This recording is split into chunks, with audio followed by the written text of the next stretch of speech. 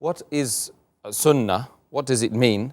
And how many types of Sunnah are there?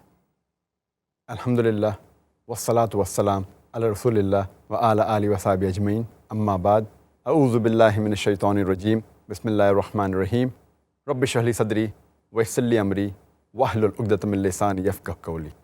The word Sunnah literally means the way or the custom, and the Sunnah of the Prophet means the way of the Prophet or the Prophet's tradition. The word Sunnah, it indicates and means the sayings, the deeds, and the approval of the Prophet in the span of 23 years during his prophethood.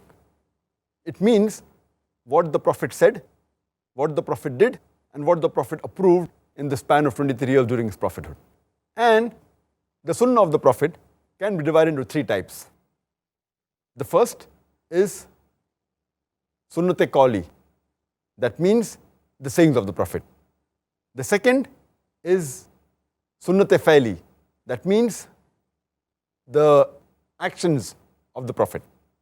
And the third is Sunnat-e Takriri, which means the approval of the Prophet. So basically, these three types of Sunnah are there in three different categories.